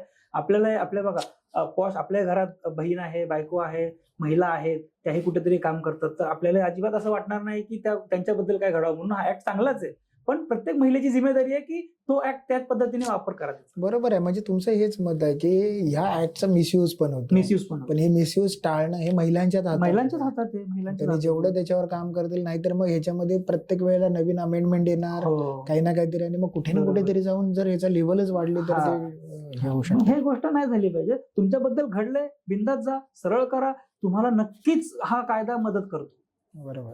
आज एम्प्लॉईच्या बाजूने आपण खूप साऱ्या गोष्टी बघितल्या, पण बऱ्याच वेळेला असं होतं की एखादा एम्प्लॉई नोटीस पिरियड वरती असतो, बरोबर आहे, आणि जर हा एम्प्लॉई नोटीस पिरियड वरती असताना जर त्यांनी ते पिरियड सर्व नाही केला तर काय काय प्रॉब्लेम्स होऊ शकतात त्या एम्प्लॉईला? नोटीस पिरियड सर्व नाही केला तर कायद्याने गुन्हाच आहे. म्हणजे तुम्ही जेव्हा त्याला अपॉइंट करता, अपॉइंटमेंट लेटर मध्ये तुम्ही त्याला हे पण लिहिता, म्हणून म्हटलं अपॉइंटमेंट लेटर कंपल्सरी आहे, मग ऑफर लेटर नाही. म्हणजे आपल्यापैकी बऱ्याच लोकांनी जर आतापर्यंत त्यांच्या एम्प्लॉईला अपॉइंटमेंट लेटर दिले नसतील तर ते चालू करणं गरजेचं आहे. खूप गरजेचं आहे. तर अपॉइंटमेंट लेटर मध्ये आपण लिहितो की बाबा तुझं एक क्लॉज असतो, तुझा नोटीस पिरियड एवढ्या दिवसाचा असणार, कंपनीप्रमाणे असतो. मोस्ट ऑफ द कंपन्यांमध्ये 1 महिन्याचा नोटीस पिरियड असतो समजा. मग तोच जर नोटीस पिरियड एखादा एम्प्लॉय सर्व करत नसेल तर तुमच्याकडे राईट्स आहे, त्याची पेमेंट पण होल्ड करू शकता आणि ती अमाऊंट रिकव्हर पण करू शकता. ओके. म्हणजे 1 महिना नोटीस पिरियड तू सर्व नाही करत जातोय ना तो डायरेक्ट, तर ती अमाऊंट त्याच्याकडून रिकव्हर करून घ्या. 1 महिन्याचा पगार तुम्ही त्याच्याकडून घ्या. म्हणजे लिगली बोलायला गेलं तर तुम्ही त्याची सॅलरी होल्ड करू शकता. हो, सॅलरी पण होल्ड करू शकता. या केसमध्ये जर तो नोटीस पिरियड सर्व नाही करत आहे, सॅलरी होल्ड करा. आणि किंवा समजा त्याची सॅलरी अमाऊंट FNF इन्क्लुडिंग त्याची ग्रॅच्युटी बनते समजा, त्या ग्रॅच्युटी मधून तुम्ही रिकव्हर करा. ते तुमच्याकडे राईट्स आहेत. मग आता जसं तुम्ही सांगितलं की अपॉइंटमेंट लेटर किंवा एखादं कॉन्ट्रॅक्ट जर न करता एखाद्या एम्प्लॉईला हायर केला तर मग त्याचे रिस्क पण आहेत. रिस्क पण आहेत ना सर. आता अपॉइंटमेंट लेटर दिलं नाही तर तो बोलणार मला माहितीच नाही माझा नोटीस पिरियड काय, किती दिवसाचा काय, मी आज रिझाईन टाकलं उद्या चाललो. बरोबर आहे. बऱ्याचशा गोष्टींमध्ये म्हणजे अशा, किंवा तो उद्या बोलणार की मला कमी पगार देतात आहे. तो बोलणार मला कमी पगार देतात. मला बोलताना यांचं बोलणं झालं होतं की मला 30,000 देणार आहे, मला 25,000 काय नाही. तर तुम्ही काय त्याला अपॉइंटमेंट, आता 25 तुम्ही तुमच्या पद्धतीने बरोबर देताय. CTCचा भाग केलाय तुम्ही 30,000ला आणि 5,000 रुपये त्याचे PF मध्ये जातात, ते ESIC मध्ये जातात, ग्रॅच्युटी जाते त्याची, सगळं असं कडून त्याच्या हातात 25,000 येतात. तुम्ही बरोबरच आहात, पण तो तरी बोलतोय की मला 30 बोलले होते. पण मग हे अपॉइंटमेंट लेटर जर आपण दिलं असतं त्याच्यामध्ये जर CTC स्ट्रक्चर मेन्शन केलं असतं तर मग त्याला हे प्रश्नच आले नसते आणि ना त्यांनी तुमच्यावर आरोप केले असते. म्हणजे असं होतात ना, आरोप करतात. बरोबर. ते अपॉइंटमेंट लेटर किती इम्पॉर्टंट आहे ते ह्या वेळेला इथं सिरियसनेस होता समजून येतं. सर आता नवीन काहीतरी चेंजेस आले एम्प्लॉईच्या वर्किंग हार्स वरून. जर आताच्या घडीला असं समजतंय की 48 तास तुम्हाला एका वीक मध्ये काम करायचं आहे. मग एखादा एम्प्लॉई 48 तास म्हणजे जर 8 तास पर डे पकडले तरी त्यांनी 6 दिवस काम करायचं आहे. पण मग एखादा व्यक्ती जर 12 तास काम करत असेल तर जवळपास 4 दिवसामध्ये त्याचे 48 तास काम होतात. हे काय आहे एक्झॅक्टली, हे एक्सप्लेन करू शकाल का? आहे ना. आता सगळ्यात पहिलं तर 48 तास बरोबर म्हटलं तुम्ही. 48 तासामध्ये 1 तास तुम्ही ऍड करा अजून. तुमचा जेवणाची वेळ 15-15 मिनिटाची टी ब्रेक किंवा काय तुम्हाला फ्रेश होण्यासाठी ब्रेक पाहिजे, तर असा 1 तास म्हणजे 9 तास काम. 9 × 6 केलं तर 54. तर 48 नंतर 54 तास तुम्ही पकडा. ओके, 48 तास ते कायद्यात बरोबर लिहिले, पण तुम्हाला वर्किंग आवर्स. बरोबर. आणि एक्स्ट्रा 1 तास तुम्हाला तो 9 तास म्हणजे 54 तास तुम्हाला हप्त्यातून. आता समजा एखादा एम्प्लॉय आहे जो कंटिन्यू हप्ताभर काम करतोय, तुम्हाला काय बघायचंय, 54 तास त्याचे कधी पूर्ण होतात किंवा 48 तास पकडू आपण. तो 1 तास आता सध्या साईडला ठेव, जो वर्किंग तुम्ही एक्स्ट्रा दिलाय तुम्ही जेवणाचा वगैरे. तर तुम्हाला फक्त कॅल्क्युलेट करायचं ना की माझा एम्प्लॉई महिन्याला किती, हप्त्याला जर 48 तास आहे तर त्यांनी जर 2 दिवसातच केलं तर उरलेले 3 जे काही 4 दिवस उरतात ते 6 दिवसापैकी सुट्टी द्या त्याला. ओके. मग त्याचा जो आठवड्याचा जो काही 48 तासाचा जो काही पिरियड सांगितलाय तर त्यांनी एकदा कम्प्लीट केला की त्याला त्याच्यानंतर नाही केलं त्यांनी काम परत तर मग डबल OT द्यावं लागेल. ओके. ही पण कायद्यामध्ये आता आहे ना. हो, डबल. म्हणजे तासाला 1,000 रुपये कमवणारा माणूस मग जेव्हा तो 48 तास क्रॉस करतो आणि 49व्या तासाला किंवा 54 तास जे आपण मगाशी पकडले 1 तास तो इन्क्लूड करून, तर 55व्या तासाला त्याला तुम्हाला 2,000 द्यावे लागतील, जिथे तुम्ही 1,000 देत होता. ओके. म्हणजे आत्ताच्या घडीला बघायला गेलं तर गव्हर्नमेंटने खूप वेगवेगळ्या मार्गाने, मग पॉश असेल किंवा एम्प्लॉईच्या संदर्भातले ऍक्ट असतील, वर्करच्या संदर्भातले ऍक्ट असतील, आता तर काही न्यू वेजेस ऍक्ट घेऊन येतात आहे. बरोबर आहे. त्याच्या संदर्भात म्हणजे एम्प्लॉईच्या बाबतीत महाराष्ट्र गव्हर्नमेंट किंवा स्टेट गव्हर्नमेंट आपल्या ह्याच्या गव्हर्नमेंटने खूप चांगल्या पद्धतीने कामं केलेली आहेत. म्हणजे दिसतंय असं की काय गव्हर्नमेंट काम करतंय या सगळ्या. आता न्यू वेज कोड आणलाय जो तुम्ही म्हणता ना काम करताय गव्हर्नमेंट, ऑब्व्हियसली करताय. आणि त्याच्यात त्यांनी न्यू वेज कोड जो इंट्रोड्यूस केलाय, आता हा कॉन्सेप्ट भरपूर कंपन्यांना माहितीच नाही. म्हणजे आलाय तो तुम्ही मागशीच म्हटलं 21 नोव्हेंबर 2025 तुम्ही बरोबर येते. तर 21 नोव्हेंबर 2025 हा ऍक्ट आला. ओके. तर त्यांनी सांगितलं की तो 2025 पासूनच लागू झालाय, पण भरपूर लोकांना त्याची क्लॅरिटी नव्हती. नोव्हेंबर पासून लागू झालाय, पण काय करायचं नाही, पण करायचं काय, कारण ऍक्टच नवीन होता. म्हणून मग गव्हर्नमेंटने असं ऑफिशियली अनाउन्समेंट नाही कुठे केली की तुम्ही 1 एप्रिल पासून करा, पण एप्रिल महिन्यापासून मोस्ट ऑफ द कंपन्या त्याला फॉलो करतात. आणि आता याच्यामध्ये एवढे चेंजेस झाले, जसं FTA मी सांगितलं तुम्हाला, तो न्यू एज कोडचा एक भाग आहे. फिक्स्ड टर्म एम्प्लॉयमेंट हे 48 तासाचं जे तुम्हाला आता सांगितलं ते न्यू एज कोडचाच एक भाग आहे. अशा भरपूर CTC स्ट्रक्चर, जे मी तुम्हाला म्हटलं ना की तुम्ही सगळ्या गोष्टी त्याच्या CTC मध्ये ऍड करू शकता. एम्प्लॉयरचा भाग जो आहे, एम्प्लॉयर कॉस्ट टू कंपनी किती कॉस्ट येते एखाद्या एम्प्लॉयची, त्या सगळ्या गोष्टी तुम्ही त्या CTC मध्ये ऍड करू बरोबर. शकता. आणि मग त्याच्या किती टक्के तुम्हाला बेसिक ठेवायची आहे, बाकीचे रेम्युनरेशन काय असणार आहेत, इन्क्लुजन वेजेस काय आहेत, एक्सक्लुजन वेजेस काय आहेत, सगळं न्यू एज कोड मध्ये आहे. आणि हे सगळे जे वेगवेगळे ऍक्ट आहेत ना, त्यांना सगळं सबज्युम करून त्यांनी 4 ऍक्ट मध्ये मोडले. ओके, तर याच्यावरती एक आपलं मोठं पॉडकास्ट होईल सर. नक्की नेक्स्ट पॉडकास्ट मध्ये आपण ह्या सगळ्या गोष्टी हा. कव्हर करू. येस. कारण आतापर्यंत लोकांना अजून ह्याच्यातल्या बऱ्याचशा गोष्टी माहिती नाही. म्हणजे जनरली बघायला गेलं तर माझ्या माहितीप्रमाणे 10-15 एम्प्लॉय असलेले लोक अजूनपर्यंत ESIC नाही फॉलो करत. तुम्ही जे MWF सांगितलं ते नाही फॉलो करत. बरेचशा नाही अशा करत. गोष्टी अजून त्यांना माहिती नाही आहेत किंवा कम्प्लायन्सेस होत नाहीत किंवा त्यांना प्रॉपर गायडन्स नाही. त्याच्यामुळे बरोबर. या सगळ्या गोष्टी अजूनही घडतात. सर, असं बरेच वेळेला होतं, जसं की आपण एक नोटीस पिरियड ज्यावेळी म्हणालो, बरोबर आहे, पण एखाद्या वेळेला एखाद्या व्यक्तीने, एखाद्या एम्प्लॉईने रेजिग्नेशन दिलं, पण त्याच्या कंपनीने जर ऍक्सेप्ट केलं नाही, एम्प्लॉयरने जर ऍक्सेप्ट केलं नाही, तर काय होऊ शकतं? मग त्याला, त्या एम्प्लॉईला तो तर बोलणार मी रेजिग्नेशन दिलं होतं पण ते ऍक्सेप्ट नाही केलं, मग अशा वेळेला त्याला पुढे कसं करणार? नाही, म्हणजे आता तुम्ही असं कोणाला दामून ठेवू शकत नाही. मी तुम्हाला परत सांगतो, जो ऍक्ट आहे, तो तराजू आहे, तो एम्प्लॉयच्या बाजूने झुकलेला, हे आपल्याला कायम डोक्यात ठेवायचंय. बरोबर. पण आता न्यू एज कोड मध्ये बऱ्यापैकी काही गोष्टी एम्प्लॉयरच्या साठी सुद्धा केलेल्या आहेत गव्हर्नमेंटने. पण तरी सुद्धा त्याला जर जॉब सोडायचा आहे तर तो सोडू शकतो. व्हॅलिड रिझन आहे, त्याला बेटर ऑपॉर्च्युनिटी भेटते, तो जाऊ शकतो. आणि तुम्ही जर ते ऍक्सेप्ट नाही करत तर त्याच्याकडे राईट्स आहे लेबर कोर्टात जायचं, लेबर ऑफिसरकडे कंप्लेंट करायची. जर त्यांनी लेबर ऑफिसमध्ये जाऊन लेखी तक्रार दिली तर परत ते तुमची इन्क्वायरी करणार की का करत नाही, तुम्हाला ते बाय डिफॉल्ट करावंच लागणार ऍक्सेप्ट. बरोबर. सर, आता बघायला गेलं तर मोठ्या ज्या कंपन्या आहेत, कॉर्पोरेट्स आहेत, ह्या सगळ्या गोष्टी ह्या तंतोतंत फॉलो करत असतील किंवा त्यांचे ऍडवायझर्स असतील, या सगळ्या गोष्टी आहेत. पण एखादा स्मॉल बिझनेस ओनर मध्ये ज्यांनी आतापर्यंत ह्या सगळ्या गोष्टी केलेल्या नाहीत, अशा लोकांना तुम्ही ह्या पॉडकास्टच्या माध्यमातून अशा काय टिप्स देऊ शकाल? सर्वप्रथम ना सर, टिप अशी आहे, अशा देऊ शकतो मी, सांगू शकतो त्यांना, रिक्वेस्ट करू शकतो म्हणा की बाबा, तुमच्याकडे कंपनी चालू झाली, एम्प्लॉय असतील नसतील तो वेगळा भाग, ओके, पण प्रोप्रायटरी फर्म असो, प्रायव्हेट लिमिटेड असो, लिमिटेड असो, कोणती फर्म असो, सगळ्यांना shops and establishment act applicable आहे. बरोबर आहे. तर तुम्ही ते सगळ्यात पहिले ते सर्टिफिकेट काढा. आता अजून एक मिथ आहे लोकांचं की अरे, जोपर्यंत माझ्याकडे पूर्वी 10 होतं आता 20 वर केलं गव्हर्नमेंटने, तोपर्यंत आम्हाला ऍप्लिकेबलच नाही शॉप सर्टिफिकेट. ऍक्च्युली म्हणजे मी जेव्हा सांगताना क्लायंटला सांगतो की shop certificate is like your new born babies birth certificate. बरोबर. हे तुमचं बर्थ सर्टिफिकेट सारखंच आहे, त्यामुळे ते तुम्हाला काढणं कंपल्सरी आहे. फक्त त्याच्यामध्ये भाग केलेत गव्हर्नमेंटने, इंटिमेशन स्लिप आणि रजिस्ट्रेशन कॉपी. आता तुमच्याकडे जर 20 पेक्षा कमी एम्प्लॉय असतील ना, तर काही लोक म्हणतात आम्हाला गरजच नाही. तसं नाहीये, तुम्हाला आणि ते कंपल्सरी इंटिमेट करायचं गव्हर्नमेंटला की बाबा you are just intimating to the government की I am operating my business from so and so premises, तो ऍड्रेस वगैरे, आणि मला गुमास्ता म्हणजे shop and establishment act applicable होतो. तर शॉप अँड इस्टॅब्लिशमेंट मध्ये पण कायदे आहेत ना, बोनस कायदा शॉप अँड इस्टॅब्लिशमेंट मध्ये येतो.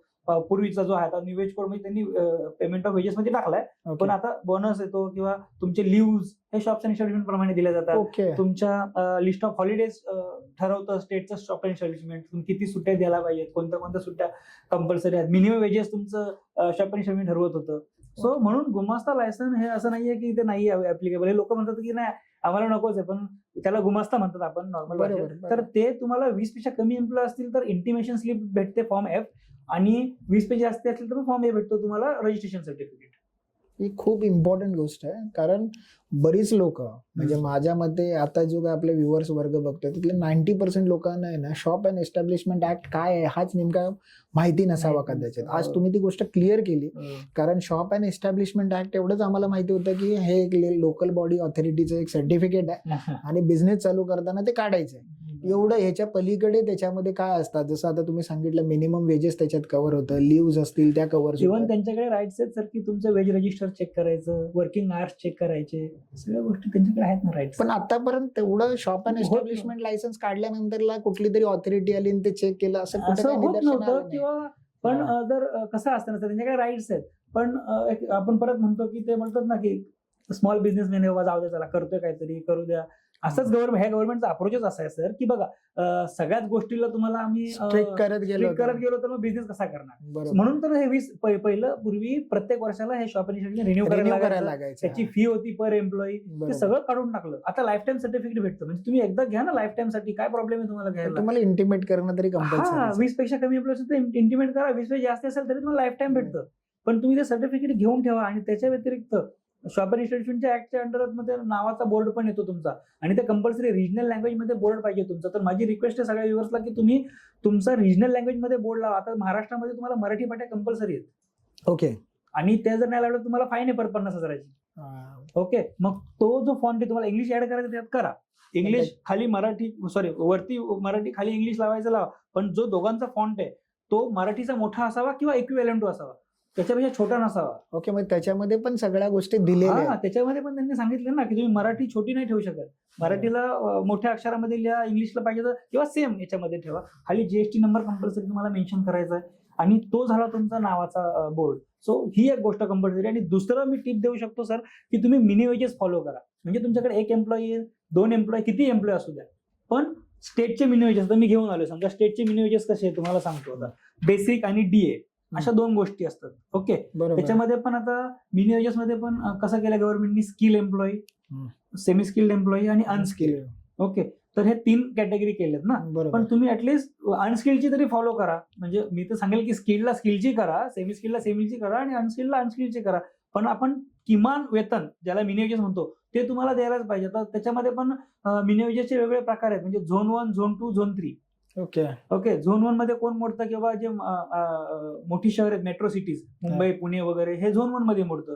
झोन 2 मध्ये कोण मोडतं की ज्यांच्याकडे नगर परिषदा आहेत वगैरे, मिनी काय म्हणतात त्याला, मिनी सिटी टाईप झालेल्या गोष्टी. आणि झोन 3 मध्ये जे ग्रामपंचायत वगैरे जिकडे असतात. ओके. झोन अशा पद्धतीने ते प्रत्येक झोनल वाईज ते सगळं सेग्रिगेट केलेलं. मग त्या हिशोबाने तुम्हाला पगार देतात. ग्रामपंचायत साईडला एवढं काय म्हणतात रुरल एरिया, त्याच्यामुळे एवढं तिकडे डेव्हलपमेंट नसतं, म्हणून मग तिकडे कमी पगारात काम करणारे एम्प्लॉय असतात, म्हणून त्यांचा पगारही कमी असतो. ओके. पण इकडे मुंबई सारख्या शहरामध्ये तुम्हाला किमान पगार तो तेवढा द्यायलाच हवा. मिनिमम वेजेस ऍक्ट मध्ये सगळं डिफाईन केलेलं आहे की तुम्हाला एखाद्या व्यक्तीला जर ठेवायचं झालं तर त्याला किमान एवढं, त्याच्यापेक्षा कमी पगार. म्हणजे तुम्ही मला 10,000ला परवडतं, 10,000 मिनी वेजेसच नाहीत. म्हणजे बेसिक तुम्हाला कमसे कम बेसिक प्लस डीए मिळून. आता स्टेटची मिनी वेजेस काय सांगतो, सेमी स्किल्ड अनस्किल्ड साठी सुरुवातीला 13,921 रुपये अनस्किल्डची आहे, सेमी स्किल्डची 14,756 आणि स्किल्डची आहे 15,532. ओके. बेसिक प्लस डीए दोन्ही मिळून. आता याच्यामध्ये चेंजेस होत राहतात दर तुमच्या 6 महिन्यांनी. म्हणजे जून आणि डिसेंबर मध्ये न्यू मिनी वेजेस येतात, 200-400 रुपयांनी फरक होतो. पण ऍटलीस्ट तुम्हाला जे आता मी जे व्हॅल्यूज सांगितल्या ती तुम्हाला फॉलो करायची. आणि याच्यामध्ये मग सर हे पण असेल ना, त्यांचं पीएफ असेल, ईएसआयसी असेल, जर ऍप्लिकेबल होत असेल तर म्हणजे तुम्ही याच्यातून ते कट करा आणि एम्प्लॉयरचा भाग तुम्ही भरा. समज असं. किंवा मग जर एम्प्लॉयरचा भाग द्यायचा तुम्हाला तर मग त्याच्यामध्ये ती ऍड करून द्या. म्हणजे सीटीसी मध्ये तर तुम्हाला हे ठेवायचं, समजा 15,532 रुपये सांगितले मी स्किल्ड एम्प्लॉयची मिनी वेजेस आहे, बरोबर, किंवा 13,921 रुपये ही अनस्किल्डची आहे. ओके. तर 13,921 म्हणजे 14,000 पकडूया आपण. 14,000 जर तुम्हाला एखाद्याला पगार द्यायचा ना, द्या. मग त्याचा पीएफ पण त्यातून कट होणार. ओके. 12% जो काय कट होणार तो होणार. मग तुम्ही तुमचा भरा. पण तुम्ही जर म्हणता त्याला मला सीटीसी मध्ये त्याच्याच अकाउंटून कट करायचं, मग तसं नाही, मग त्याची पगारच कमी होऊन जाईल ना. मग ह्या केसमध्ये तुम्हाला काय करायचं, त्याला सीटीसी दाखवताना 14,000 प्लस पीएफची अमाऊंट तुम्ही त्यात ऍड करा. समजा 1,000 रुपये पीएफ झाले, ईएसआयसी झाले 500, तर ते 1,500, 14,000 प्लस 1,500, मग ते दाखवताना सांगा, जेणेकरून कॉस्ट टू कंपनी काय आहे ते आपल्याला फाइंड आउट होईल. नाहीतर मग बऱ्याच वेळेला त्याला दिसताना एक पिक्चर वेगळा दिसणार आणि देताना एक पिक्चर वेगळा दिसणार. सर, या लेबर लॉज मध्ये आता आपण मगाचपासून खूप तुम्ही डिटेलमध्ये प्रत्येक गोष्ट सांगितली, पण या लेबर लॉ मध्ये काय कॉमन मिथ्स आहेत, तर मिथ्स वरती सांगू शकाल का? की बऱ्याच लोकांना असं वाटतं की बाबा हे नाही आहे, हे ऍप्लिकेबल होत नाही, ते ऍप्लिकेबल होत नाही. सगळ्यात पहिलं मिथ्स मगाशी सांगितलं की लोकांना असं वाटतं की गुमास्ता व्यसन मला ऍप्लिकेबलच नाही. ओके. तर ते एक आहे. दुसरं मिथ असं आहे की काही काही लोकांना प्रायव्हेट कंपन्यांना ना हे लेबर लॉ वगैरे प्रायव्हेट कंपन्यांना आहे, पण असं नाहीये बाबा. हे उलट प्रायव्हेट कंपन्यांसाठीच बनलेल्या गोष्टी आहेत ना, पीएफ, ईएसआयसी वगैरे. किंवा सगळ्यात मोठा मिथ असा आहे की सॅलरी, आता स्ट्रक्चर, लोक स्ट्रक्चरच करत नाही. म्हणजे मला असं वाटलं की मला एखाद्याला पगार द्यायचा 10,000 रुपये, मी 10,000 देतो, पण ते कसे देताय तुम्ही 10,000 किंवा 20,000 द्यायचा, 20,000, तो आला, मी त्याला 20,000 दिले, त्या अकाउंटला टाकले, दर महिन्याला 20,000 टाकता, पण तुम्ही त्याचं स्ट्रक्चर बनवणं गरजेचं. स्ट्रक्चर आता न्यू एज कडून क्लिअरली स्ट्रक्चर बनवायचं आहे. जी काय सीटीसी असेल, मी तुम्हाला काय म्हटलं, तुमची जी काय रेम्युनरेशन त्याच्यामध्ये तुमचा एम्प्लॉयरचा भाग ऍड करून सीटीसी येते. ओके, बरोबर आहे. त्या सीटीसीच्या 50% तुम्हाला बेसिक ठेवायची, मिनिमम 50, मॅक्झिमम तुम्ही किती वाढवा, मिनिमम 50 पाहिजे. 50 पाहिजे. आणि त्या बेसिकच्या 5 to वेगवेगळे. 50% HRA ठेवायचं आहे. हा. ओके, बघायला गेलं तर थोडं कॉम्प्लिकेटेड आहे, पण हे समजून घेणं तेवढंच महत्वाचं हो आहे. हो हो. आता HRA कंपल्सरी नाहीये समजा. ओके, HRA कुणाला कंपल्सरी आहे? त्यांच्याकडे 50 जास्त एम्प्लॉय आणि त्या एम्प्लॉयला इन्कम टॅक्स मधून बेनिफिट घ्यायचे म्हणून HRA कंपल्सरी आहे. पण मी मुद्दामून सांगतो की तुम्ही HRA ठेवत जा. HRA कंप्लायन्स वेजेस नाहीये, हा, म्हणजे हा एक्सक्लुडेड आहे. त्याच्यावरती कुठलंच कंप्लायन्स ऍप्लिकेबल होत नाही. बरोबर. मग ती अमाऊंट तेवढी टाका ना तुम्ही. म्हणजे बेसिक जर ठेवली आणि जर तुम्ही अदर अलाउन्स नुसते बेसिक आणि अदर अलाउन्स ठेवून दिला तर दोन्ही अमाऊंट वरती तुम्हाला कंप्लायन्स करावं लागणार. म्हणजे बरोबर. पीएफ पण बेसिक आणि अदर अलाउन्स वरती दोघांची जी टोटल येते त्याच्यावर. पण तुम्हाला मग त्याच्यातून जर कंप्लायन्स मायनस करायचं असेल थोडंफार तर तर मग मग तुम्ही तुम्ही HRA ठेवा, कन्व्हेन्स ठेवा, अशा अशा अलाउन्सेस मध्ये तुम्ही ती अमाऊंट पार Perfect. करा, जेणेकरून तुम्हाला कंप्लायन्सेस मध्ये कमी येईल. म्हणजे कंप्लायन्स म्हणजे तुमची मग ती बेसिकच उरेल जी कंप्लायन्स साठी असेल. बरोबर आहे. बिझनेसमॅनने मिनिमम अशा 2-3 कुठले कंप्लायन्स करणं गरजेचे आहे. आज जर बिझनेसमॅनने स्टार्ट केला, एखादा बिझनेस स्टार्ट केला, मगाशी तुम्ही तर ते सांगितलंच की एम्प्लॉई वाईज ते सगळं वाटतं, बरोबर. पण तुमच्या मते अशा 2-3 गोष्टींकडे त्यांनी आवर्जून लक्ष द्यावं, नाहीतर मग भविष्यामध्ये त्याला हेच सर notices मी येऊ आता शकतात. परत सांगेल, एक तर गुमास्ता लायसन काढून घ्या, हम्म. त्याचं मराठीत पाटी असणं गरजेचं आहे, नाही तर फाईन बसते.